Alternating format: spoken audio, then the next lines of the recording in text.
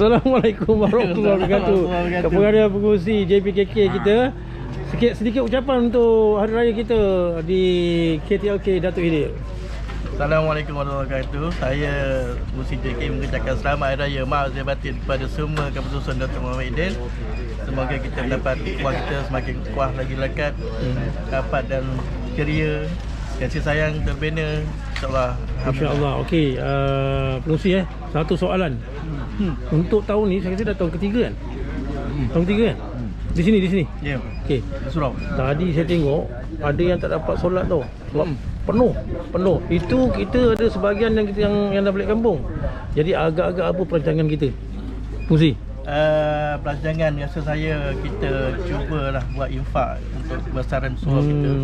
Kalau kita target satu keluarga RM1,000, rasa saya kalau dalam satu family kita ada 80 rumah. Maksud kita ada dalam condition 80,000 lah. Ya, betul. Jadi untuk pembesaran surau tu rasa saya insyaAllah kita boleh lakukan.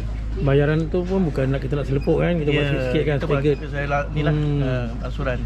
Baik-baik, apa cadangan yang sangat baik tu. Okey, selamat Hari Raya, maaf Zahir Batin. Teruskan makan.